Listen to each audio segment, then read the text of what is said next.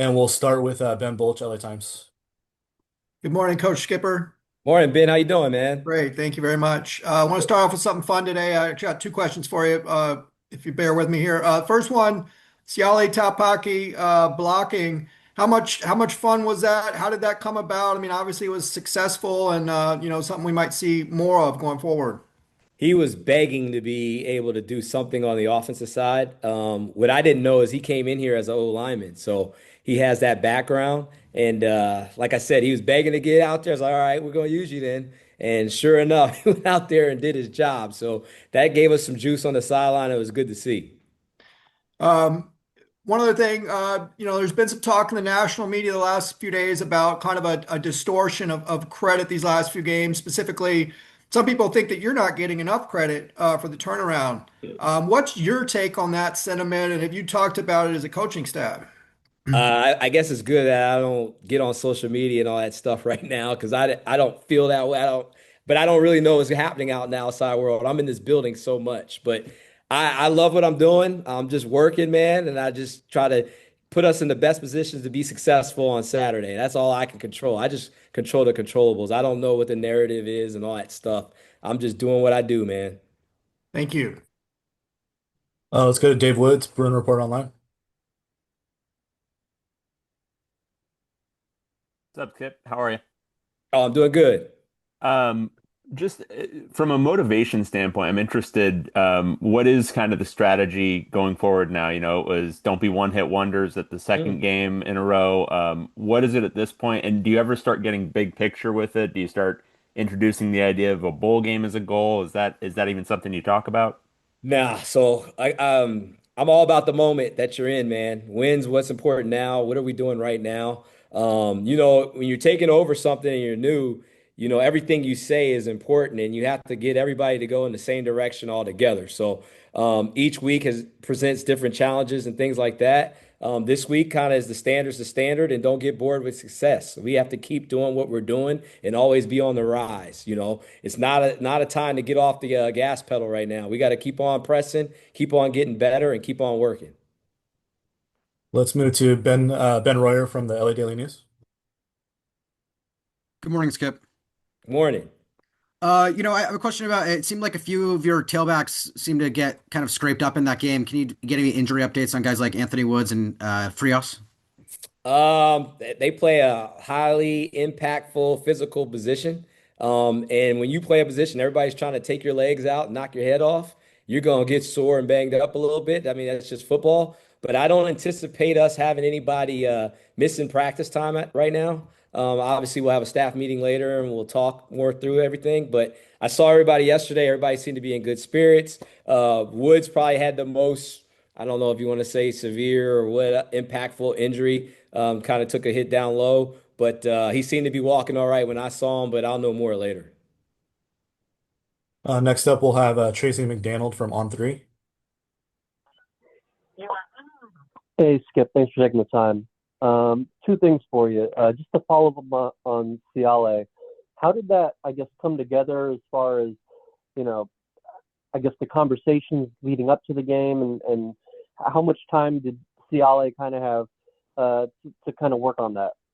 Yeah, it's just week of the game, man. We watched what they do on defense and figured out ways. Hey, we could do this and this. I think it'd be very good at this. And now we're at the point now. I was all right. Can we expand on this? Does Maryland give us possibilities of doing things that fit his style of play? Just normal game plan stuff, man. That's what it is. He asked for it and wanted it, and we gave him a chance at practice, and it looked really, really good. So we carried it into the game. So we'll see if there's anything to build on that for this week. And then, the defense obviously is really taking a turn under Coach Coyle, especially considering, the first four games where there were a lot of missed tackles and things like that. Has there just been more of an emphasis on tackling, or are they just doing something different with pursuit angles, or I guess what would be the cause for the turnaround? I think all of the above. I mean, we really work on the fundamentals. I think it's more fundamentals than it is actual scheme. I think we are tackling at practice. I mean, we're full pads on Tuesdays and Wednesdays. We do drills when we get to endo time that specifically are to use your weapons, your eyes, feet, and hands. We're learning how to wrap up and move our feet on contact because the hardest thing to do is restart your feet when they stop. Just fundamental stuff, and then giving them a game plan that we hope will be successful against the opponents we play, and then them executing it. And to me, being a defensive player and a former player myself, when you're confident and you know what's going on, you play a lot better and you play faster, and stuff starts clicking. So it's good to see, and hopefully we can continue it. Ira Gorawara, The Athletic.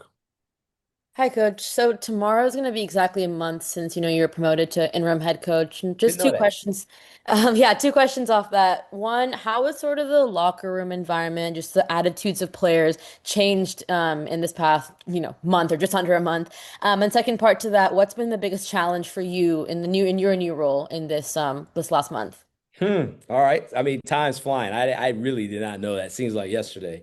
But first question, I will say the locker room is clean to start with.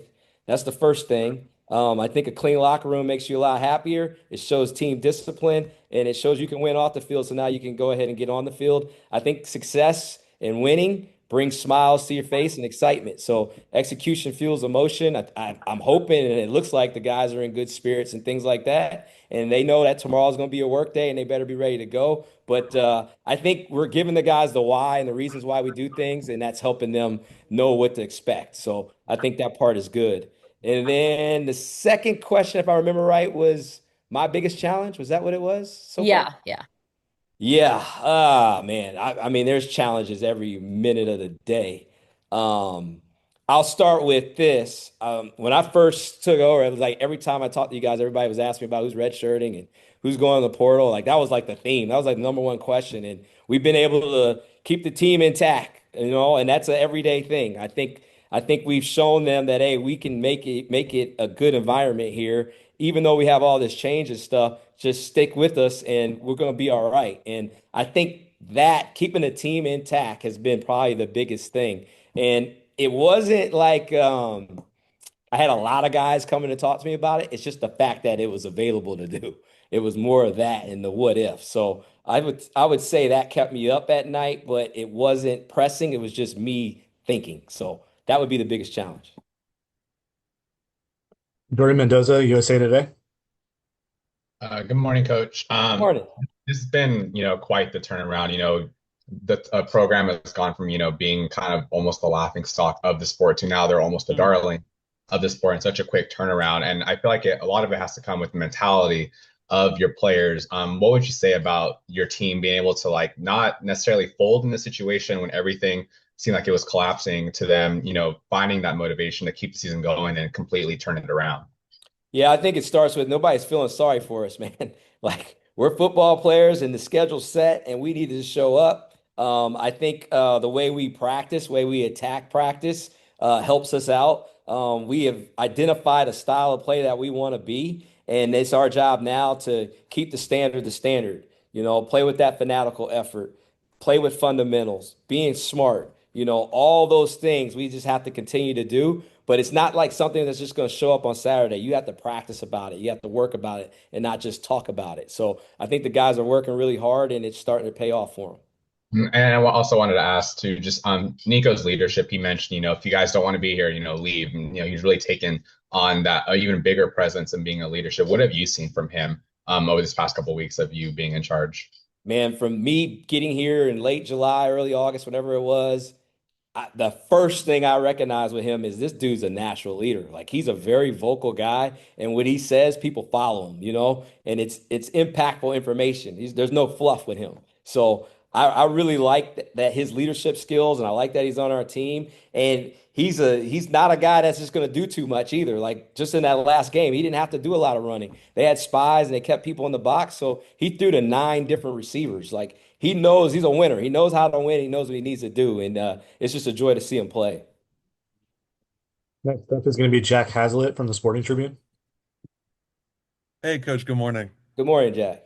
So I just wanted to ask, I mean, there seems to be like such a significant energy shift with the team, especially on the sidelines. You see it. Everyone's getting high, kind of jumping up and down, dancing before kickoffs, things like that. I just wanted to know how does that like energy sh like do you feel that energy shift? How does it translate onto the field and kind of who leads the way to those on those sideline hype ups and kind of sessions? Yeah, I mean the sideline hype stuff that has nothing to do with me. That's the natural energy that comes for it's game time. You know what I mean? But I've said this many a times. I'm an energy passion type guy, and if we don't have it at any moment, we're going to restart what we're doing. So the guys that bought into that, there's a lot of juice. Our pregame meal in the morning, everybody's worried about the time and all that stuff. Guys were talking, ready to go. We knew it was game day. Game day is a different day than every single day out of the year, even Christmas. Game day has its own special feeling, and we had that feeling that morning. So as long as we just keep on loving football and playing with passion and energy, whatever you see on the sideline or on the field is natural, and that's just what happens from us being juiced and ready to go. Let's go back to Ben Bolch. I wanted to ask about Noel Mazzoni. What has he added, and also have you? I mean, him and Jerry go back a long ways, right? I mean, he was the offensive coordinator at UCLA when Jerry was a quarterback No here, doubt. so they have a long-standing relationship. Have you sensed a special connection between them, and what has kind of Noel added with his presence around this team? It's definitely a special connection, you know. It's kind of like me with Coach Coyle, you know, they coached you, and then now you get to coach with them, and you're still learning from them. Like that's what's crazy about it. You're still constantly learning. So I see that same kind of connection with those two. Noel is very knowledgeable. Like I mean, like very knowledgeable. He's a Rolodex of information when it comes to football and offense and things like that. And I'm glad he's here. He helps us every single day. He helps us every day. I enjoy talking to him because he has energy and juice and passion. Like it's natural. He doesn't need coffee no more in order to get to that point. So he's a joy to have and be around. And I'm just excited to keep on learning and seeing how this thing keeps on progressing. Ben Royer. Hey, Coach, I got two questions for you. The first one's a little more general, but how much does these two wins help bring the energy back to the student base? You're playing at the Rose Bowl this week.